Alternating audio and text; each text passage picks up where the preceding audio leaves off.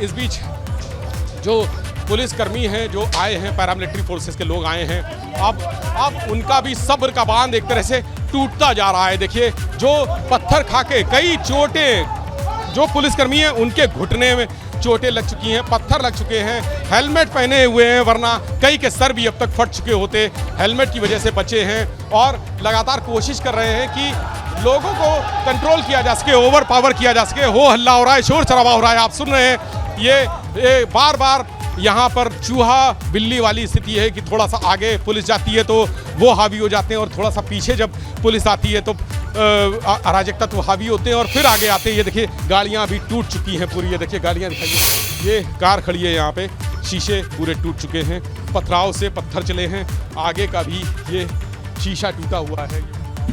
यहाँ पर पत्थर चलने से पूरे शीशे टूटे हुए हैं, जो गाड़ियाँ हैं वो सब डैमेज हो गई। ये देखिए, जितनी गाड़ियाँ खड़ी हैं सड़क के किनारे, एक ये खड़ी है गाड़ी, देखिए कार खड़ी है, इसके भी शीशे टूट चुके हैं पूरी तरह से।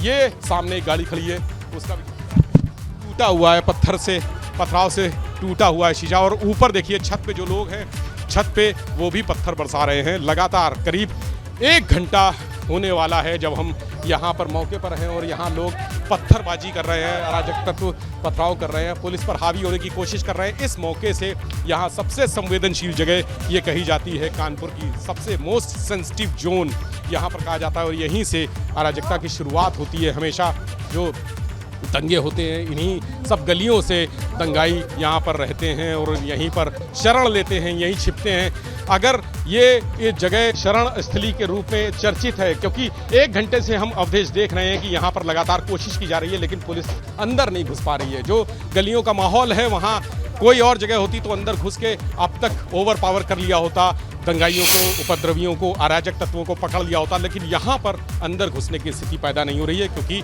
घुसने की इतने रास्ते, इतने जगह हैं, इतने तमाम छोटी छोटी गलियाँ हैं कि दंगाइयों को सब मालूम है कौन सी गली से कहाँ से आना है, कहाँ से जाना है, लेकिन पुलिस अनजान है। और एक बार फिर से देखिए, वहाँ से पथराव शुरू हो गया है। लड़के उस गली, जो उनके पास जो शेल्टर है, यानी वो जो शेल्टर उनको मिला हुआ है, वो एक कॉर्नर थोड़ा सा स्लाइट राइट हैंड पर जो टर्न लेके वहाँ से वो बार बार निकलते हैं, और वही उनकी ऐसी जगह है जहाँ से उनको, जहाँ तक पहुँचने नहीं दे रहे हैं पुलिसकर्मियों को, सुरक्षा कर्मियों को, उस जगह पे नहीं पहुँचने दे रहे हैं। क्योंकि अगर वहाँ तक पहुँच जाएंगे तो वहाँ पर निश्चित उनका एक शेल्टर प्लेस है, जहाँ पर आड़ लेके, जिस जगह की आड़ लेके वो स्लाइड राइट टर्न है, उस जगह पर आड़ लेके खड़े हुए हैं। अगर वहाँ तक पुलिस और सुरक्षा कर्मी पहुँच जाते हैं तो जरूर इन उपद्रवियों पर कुछ लगाम कसी जा सकती है। लेकिन वहाँ तक चूंकि जगह ही नहीं है, छोटी सी सकरी गली है, पुलिस बार बार कोशिश कर रही है, पत्थर का जवाब पत्थर से दे रही है, और इतना स्मोक बम छोड़े गए हैं कि अब उसका असर भी इन जो पुलिस वाले हैं उनके चेहरों पर नज़र आ रहा है। उनके जो आंखें हैं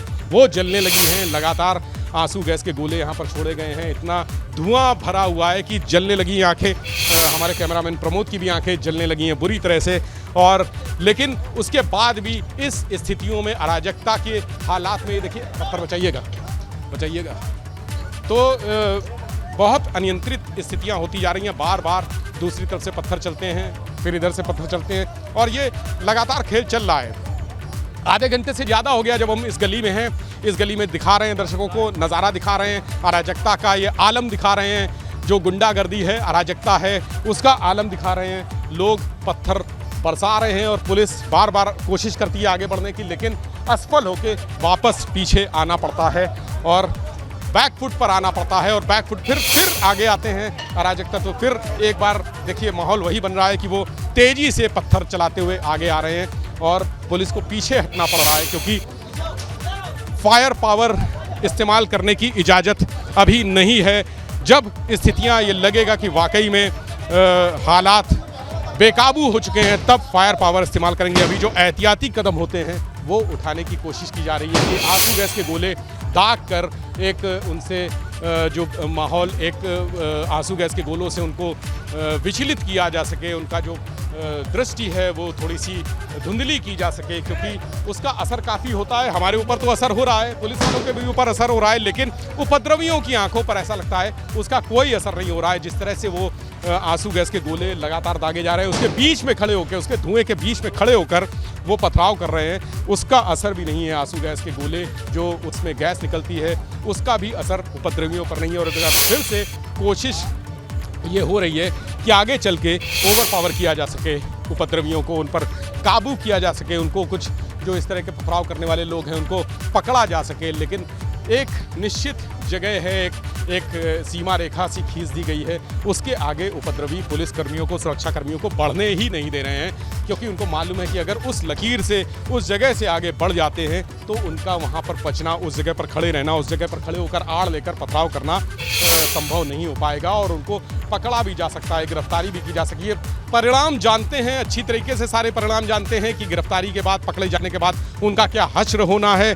जिस तरह से अराजकता फैलाई है, पूरे शहर की शांति व्यवस्था को भंग करने की, आग लगाने की कोशिश की है, उसके परिणाम क्या होंगे ये उपद्रवी अच्छी तरह से जानते हैं। इसलिए वो हावी हैं पुलिस पर लगातार और आगे बढ़ने नहीं दे रहे हैं। एक निश्चित जगह तक जाके पुलिस और सुरक्षाकर्मी, जो पैरामिलिट्री फोर्सेस है, वो रुक जाती हैं, क्योंकि उससे आगे की स्पेस नहीं है। वहाँ पर जो सकरी गली है आगे, और उपद्रवियों के पास एक आड़ भी है, जिस आड़ में खड़े होकर वो लगातार पत्थर चला रहे हैं, पथराव कर रहे हैं। और ये अच्छी बात है कि उनके पास कोई असलहा नहीं है, क्योंकि जिस तरह से अभी नई सड़क पर उपद्रवियों ने गोलियां चलाई हैं, पेट्रोल बम फेंके हैं, जो बम हैं देसी बम वो फेंके हैं, वो अगर यहाँ पर होते तो यहाँ पर हालात और भी बेकाबू हो सकते थे। उनको नियंत्रित करना फिर संभव नहीं रहता, मुश्किल हो जाता। लेकिन देखिए किसी तरह से कुछ फोर्स, कुछ